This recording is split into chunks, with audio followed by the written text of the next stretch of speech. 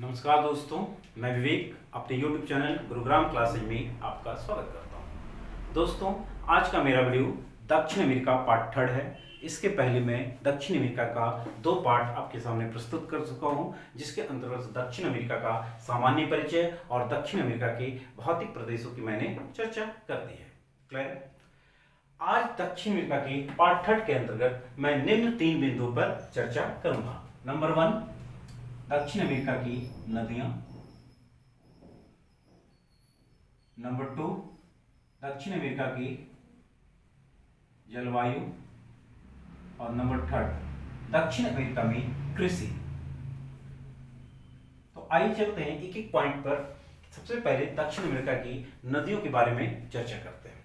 तो दक्षिण अमेरिका में जो नदियां फ्लो करती है उनमें से 4 प्रमुख नदियों की चर्चा की जाती है। पहली नदी है अमेजन। आप लोगों ने इस नदी का नाम जरूर सुना होगा।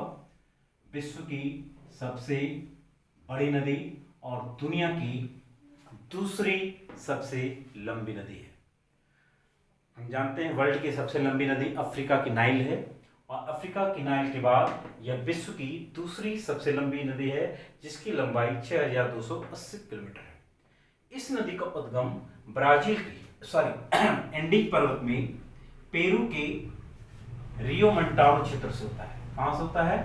रियो मंटारो क्षेत्र से होता है। ये आप लोग याद रखेंगे कि अमेजन नदी का जो उद्गम क्षेत्र है वह है रियो मंटारो। यह कहां पर है? तो पेरू का एंडीज पर्वतीय क्षेत्र है। विश्व की दूसरी सबसे लंबी नदी और नदी में जल प्रवाह की मात्रा के आधार पर वर्ल्ड की सबसे बड़ी नदी है। क्लियर है?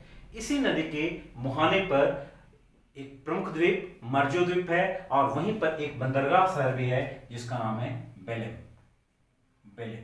तो बड़ा ही महत्वपूर्ण शहर है अमेजन नदी की मुहाने पर स्थित। अमेजन नदी कहां अपना मुहाना बनाती है? अटलांटिक महासागर में। क्लियर है? तो यह विश्व दक्षिण अमेरिका की सबसे महत्वपूर्ण नदी है। इस नदी की सबसे जो लंबी सहायक नदी है उसका नाम है मडेरा। अमेजन नदी की सबसे लंबी सहायक नदी है, जो विश्व की सबसे लंबी सहायक नदी के रूप में जानी जाती है। किसी भी नदी की सहायक नदी वर्ल्ड में यह सबसे लंबी सहायक नदी है मडेरा, और यह किसकी सहायक नदी है? अमेजन की। तो बड़ा ही महत्वपूर्ण है यह अमेजन का क्षेत्र, जो विषुवतीय जलवायु के क्षेत्र के अंतर्गत भी आता है, और इसकी सबसे अधिक वर्ल्ड में सबसे अधिक शाखाएं भी इसी की है। इसका बेसिन जो है, बेसिन क्षेत्र जो है अमेजन बेसिन, वो वर्ल्ड में सबसे बड़ा है। क्लियर है? तो दक्षिण अमेरिका की सबसे प्रमुख नदी कौन सी हो गई? अमेजन। दक्षिण अमेरिका की दूसरी प्रमुख नदी है, यह देखेंगे ओरोनिको नदी जो है यह दक्षिण अमेरिका की दूसरी प्रमुख नदी है। यह नदी भी अटलांटिक महासागर में अपना मुहाना बनाते हैं। महत्वपूर्ण भाग पार्ट क्या है कि यह नदी जो है वह गुयाना के पठार का, ब्राजील में इस क्षेत्र में पिछले क्लास में मैंने बताया था कि यह गुयाना का पठारी क्षेत्र है। तो यह नदी गुयाना के पठार का चारों ओर चक्कर लगाती है, और इसके बाद गुयाना के पठार का चक्कर लगाते हुए आगे बढ़ते हुए अटलांटिक महासागर में अपना मुहाना बनाती है। इसी क्रम में यह गुयाना के पठार के क्षेत्र से वेनेजुएला में ही अचानक ऊपर से नीचे गिरते हैं, जहां पर वह वर्ल्ड का सबसे लंबा या सबसे ऊंचा वाटरफॉल बनाती है, जिसका नाम है एंजल। महत्वपूर्ण फैक्ट यह है कि यह एंजल वाटरफॉल जो है वह ओरोनिको नदी पर न होकर ओरोनिको की सहायक रियो कैरोनी नदी पर है। तो अगर आपसे क्वेश्चन पूछा जाए कि वर्ल्ड का सबसे ऊंचा वाटरफॉल कौन सा है, तो वह एंजल किस नदी पर है? तो रियो कैरोनी नदी पर। रियो कैरोनी नदी किसकी सहायक नदी है? वह ओरोनिको की सहायक नदी है। और किस पठार पर यह एंजल वाटरफॉल है? तो यह गुयाना के पठार पर। क्लियर है? अमेजन नदी की तीसरी प्रमुख नदी है, इसे नाम दिया गया है, यह देखेंगे यह पार्ट है, तीसरी सबसे महत्वपूर्ण नदी है, जिसे नाम दिया गया है ला प्लाटा। क्या नाम दिया गया है? पहला तो अमेजन हो गया, दूसरा है ओरोनिको, ओरोनिको नदी, तीसरी प्रमुख नदी है ला प्लाटा। इससे यूपीएससी में क्वेश्चन आया है, और हर एग्जाम में जब दक्षिण अमेरिका की नदी की चर्चा होती है तो ला प्लाटा से क्वेश्चंस अक्सर आते रहते हैं कि ला प्लाटा किसे कहा जाता है। तो ध्यान दीजिएगा, दक्षिण अमेरिका के दक्षिणी क्षेत्र में 3 प्रमुख नदियां बहती है। उनमें एक है पराना, दूसरा है पराग्वे और तीसरा है उरुग्वे। कौन कौन सी 3 नदियां हैं? Parana plus Paraguay plus Uruguay. इन तीनों नदियों के सम्मिलित तंत्र को ही ला प्लाटा कहा जाता है। अगर आपसे पूछा जाएगा कि ला प्लाटा कौन सी नदी है, तो पराना, पराग्वे और उरुग्वे की सम्मिलित नदी तंत्र को ही ला प्लाटा कहा जाता है। और दक्षिण अमेरिका की चौथी प्रमुख नदी है, यह दक्षिण से उत्तर की ओर बहती है। यह है ब्राजील के पठारी क्षेत्र से ऊपर की ओर निकलती है और यहां आकर अटलांटिक महासागर में पुनः अपना मुहाना बनाती है। इस नदी का नाम है साओ फ्रांसिस्को। महत्वपूर्ण फैक्ट क्या है कि यह नदी जो है ब्राजील की मिनास गेरास पहाड़ी क्षेत्र से निकलती है और दक्षिण से उत्तर की ओर बहते हुए पूर्वी ब्राजील की पूर्व में स्थित सभी नदियों में सबसे बड़ी नदी है। और इस नदी का जो क्षेत्र है वह गन्ना का प्रमुख उत्पादक क्षेत्र है। तो आप दक्षिण अमेरिका की नदियों के क्रम में इन 4 नदियों को याद रखेंगे। सबसे बड़ी नदी है अमेजन के उत्तर में दक्षिण पश्चिम से उत्तर पूर्व की ओर बहने वाली नदी है ओरोनिको। तीसरी प्रमुख नदी है दक्षिण अमेरिका के दक्षिण क्षेत्र में पराना, पराग्वे और उरुग्वे की सम्मिलित तंत्र जिसे ला प्लाटा कहा जाता है। और चौथी प्रमुख नदी है, यह ब्राजील के मिनास गेरास पहाड़ी क्षेत्र से निकलती है और दक्षिण से उत्तर की ओर बहते हुए अटलांटिक महासागर में अपना मुहाना बनाती है, जिसे साओ फ्रांसिस्को के नाम से जाना जाता है। तो क्लियर है दक्षिण अमेरिका की प्रमुख नदियां। इसके बाद हम लोग चर्चा करेंगे दक्षिण अमेरिका की जलवायु के बारे में। क्लियर है? तो जहां तक जलवायु की बात है तो दक्षिण अमेरिका में मिसलेनियस क्लाइमेट पाए जाते हैं। कई प्रकार की जलवायु पाई जाती है, जिसे हम एक चार्ट के रूप में देख सकते हैं। अगर इस फिगर के रूप में हम देखें तो सबसे पहले हम देखेंगे कि यहां से एक रेखा गुजर रही है, यह 0 डिग्री की रेखा है, 0 डिग्री की रेखा। और यह 0 डिग्री की रेखा अमेजन बेसिन के क्षेत्र से होकर चल रही है। तो इस क्षेत्र में जो जलवायु पाई जाती है उसे कहा जाता है विषुवतरेखीय जलवायु। तो दक्षिण अमेरिका में जलवायु के रूप में सबसे पहले अगर हम चर्चा करेंगे तो वह कौन सी जलवायु है? नंबर 1 है विषुवतरेखीय जलवायु। विषुवतरेखीय जलवायु यह जलवायु का जो क्षेत्र है दक्षिण अमेरिका में मुख्य रूप से यह अमेजन बेसिन का क्षेत्र है। काफी सघन वनों का क्षेत्र है। यहाँ पर सालों भर वर्षा होती है, मूसलाधार बारिश होती है और संवहनिक वर्षा का दक्षिण अमेरिका में संवहनिक वर्षा का यह प्रमुख क्षेत्र है।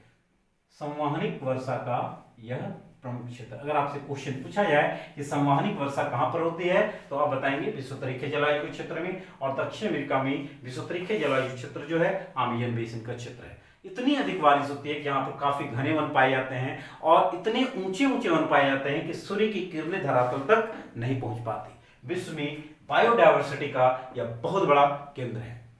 क्लियर है? तो विषुवतरेखीय जलवायु कहां पर है? अमेजन बेसिन के क्षेत्र में। दूसरी जो प्रमुख जलवायु पाई जाती है दक्षिण अमेरिका में उसे कहते हैं उष्णकटिबंधीय या इसको आप नाम दे सकते हैं, उष्णकटिबंधीय नाम नहीं देकर इसको आप नाम दे सकते हैं सवाना जलवायु का क्षेत्र। सवाना जलवायु का क्षेत्र। तो हम जानते हैं कि सवाना जलवायु का विश्व में जो सबसे बड़ा क्षेत्र है वह है अफ्रीका का क्षेत्र। कांगो बेसिन के चारों ओर का जो क्षेत्र है अफ्रीका में उसे सवाना जलवायु के रूप में जाना जाता है और वहां पर सवाना घास के मैदान पाए जाते हैं। तो उसी प्रकार का क्लाइमेट वर्ल्ड में जहां कहीं पाया जाता है उसे सवाना जलवायु के नाम से जाना जाता है। दक्षिण अमेरिका में इस जलवायु के 2 प्रमुख क्षेत्र है। कौन कौन सा? पहला अमेजन बेसिन के उत्तर में और दूसरा अमेजन बेसिन के दक्षिण में। अमेजन बेसिन के उत्तर में जो क्षेत्र है उसे लानोज घास के मैदान के नाम से भी जाना जाता है, जो उष्णकटिबंधीय घास के मैदान का क्षेत्र है। और अमेजन बेसिन के दक्षिण में जो घास का मैदान है या सवाना जलवायु का क्षेत्र है उसे कैंपोस के नाम से जाना जाता है। तो अगर आपसे पूछा जाएगा कि सवाना जलवायु का क्षेत्र कहां पर है दक्षिण अमेरिका में, तो आप क्या बताएंगे? अमेजन बेसिन के उत्तर एवं दक्षिण में। अमेजन बेसिन के उत्तर एवं दक्षिण में। अब उत्तर में कौन सा क्षेत्र है? तो वेनेजुएला का क्षेत्र जो लानोज घास का मैदानी क्षेत्र है। और दक्षिण में कौन सा क्षेत्र है? तो दक्षिण में जो क्षेत्र है वह ब्राजील का कैंपोस घास का मैदानी क्षेत्र है। तो दक्षिण अमेरिका में सामान्य जलवायु का यह जो दो प्रमुख क्षेत्र हो गया, अमेजन बेसिन का उत्तर और दक्षिण। अब हम चलेंगे, एक बड़ा ही महत्वपूर्ण जलवायु क्षेत्र है दक्षिण अमेरिका में, यह है मरुस्थलीय जलवायु का क्षेत्र।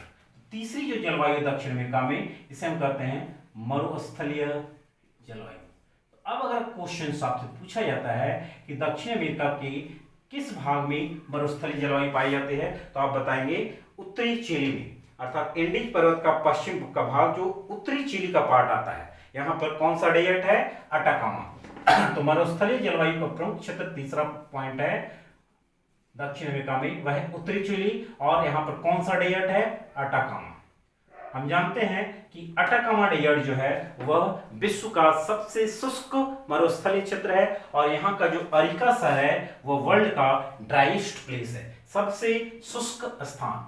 उत्तरी चिली में चिली और पेरू, इसके ऊपर पेरू है और यह चिली का क्षेत्र या बाउंड्री लाइन। तो यहीं पर एक शहर है जिसका नाम है अरिका, जो मरुस्थलीय जलवायु का सबसे उत्तरी क्षेत्र है, और यह है driest place of the world, विश्व का सबसे शुष्क स्थान। ऐसा माना जाता है कि यहाँ पर पिछले 500 वर्षों में वर्षा हुई ही नहीं है, 500 वर्षों में यहाँ पर वर्षा हुई ही नहीं है। तो यह उत्तरी चिली का पार्ट है जिसका नाम है अरिका। तो मरुस्थलीय जलवायु अगर आपसे पूछा जाए कि दक्षिण अमेरिका में कहां पर है, तो आप क्या बताएंगे? उत्तरी चिली। क्लियर है? चौथा जो महत्वपूर्ण जलवायु है दक्षिण अमेरिका में, उसे कहा जाता है भूमध्य सागरीय जलवायु, मेडिटेरियन टाइप ऑफ क्लाइमेट। कौन सी जलवायु है?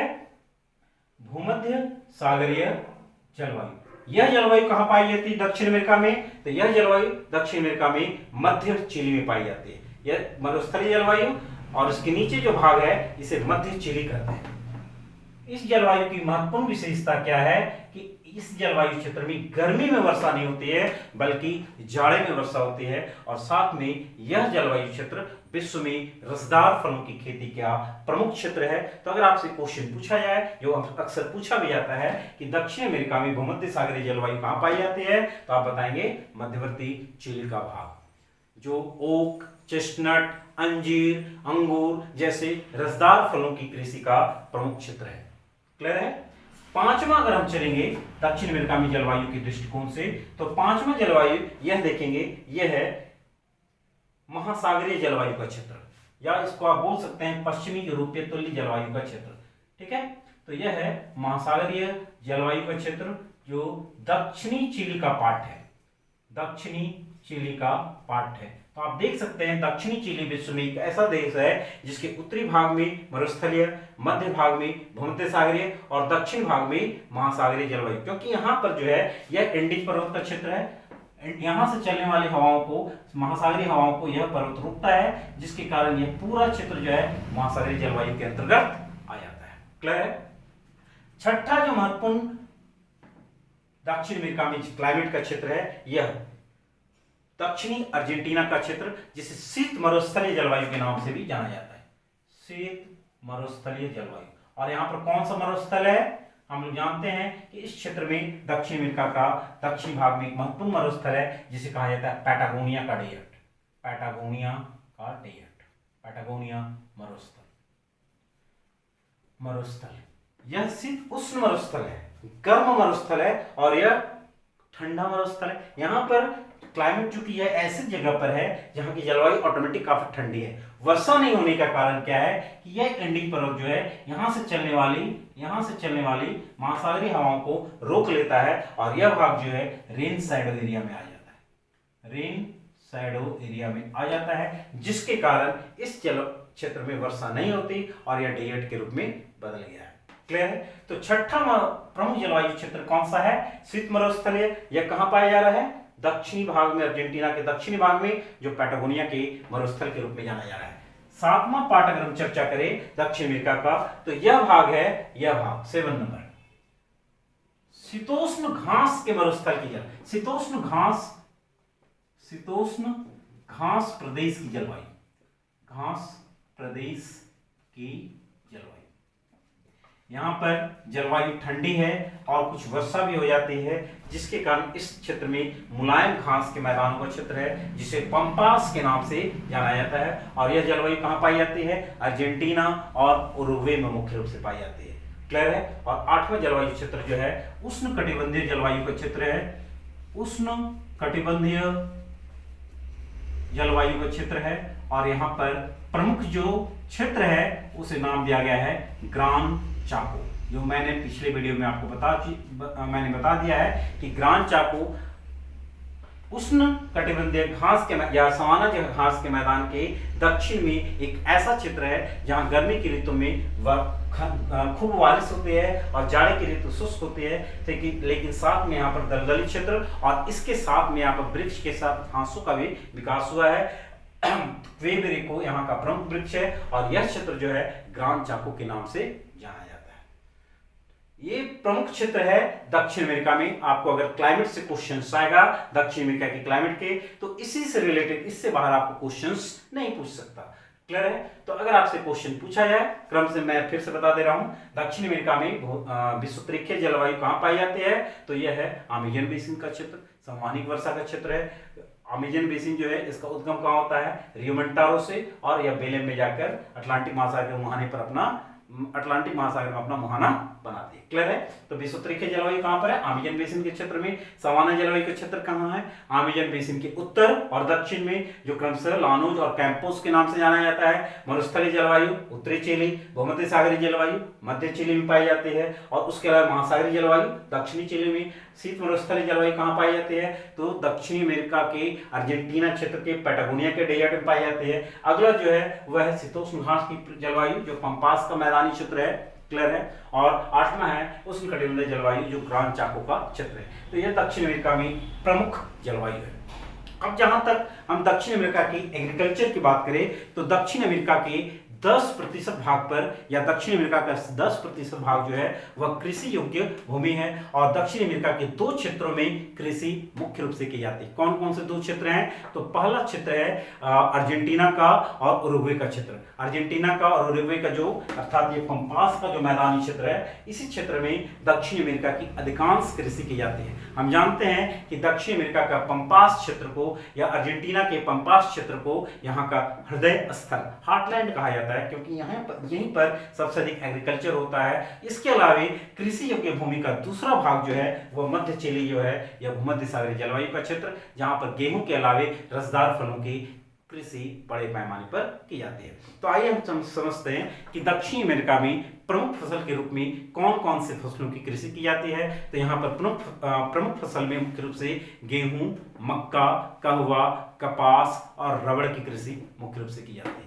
गेहूं में गेहूं का उत्पादन क्षेत्र दक्षिण अमेरिका में कौन सा है? तो दक्षिण अमेरिका में पंपास क्षेत्र, जब अभी मैंने बताया, अर्जेंटीना का पंपास क्षेत्र, उरुग्वे का क्षेत्र और मध्य चिली का क्षेत्र, यहाँ पर मुख्य रूप से गेहूं का प्रोडक्शन होता है। इसके अलावा मक्का जो है वह ब्राजील में और अर्जेंटीना में उत्पादित की जाती है।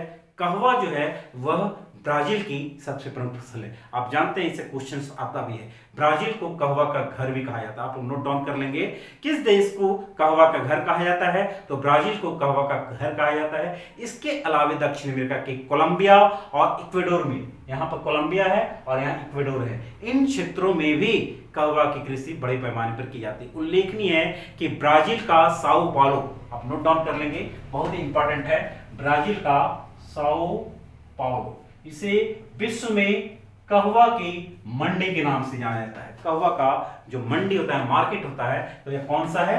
ब्राजील का साओ पाउलो। इससे एक और क्वेश्चन पूछा जाता है कि फेजेंडा क्या है?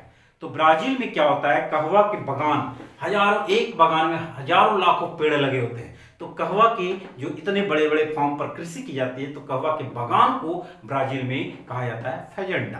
क्लियर है। इसके अलावा दक्षिण अमेरिका के ग्रान चाको प्रदेश, यह ग्रान चाको प्रदेश है, यहाँ पर मुख्य रूप से दक्षिण अमेरिका का कपास का उत्पादन होता है। क्लियर है। तो ये ग्रान चाको क्षेत्र कौन सा है, अर्जेंटीना का उत्तरी क्षेत्र, और पराग्वे का दक्षिणी पूर्वी क्षेत्र जो है वह ग्रान चाको का प्रदेश है, जहां मुख्य रूप से कपास का उत्पादन होता है। जबकि अगली जो महत्वपूर्ण फसल है वह है रबड़, जो ब्राजील में मुख्य रूप से अमेजन बेसिन के क्षेत्र में होती है, और ब्राजील का अमेजन क्षेत्र जो है वह वर्ल्ड में सबसे अधिक रबड़ का भी उत्पादन करता है।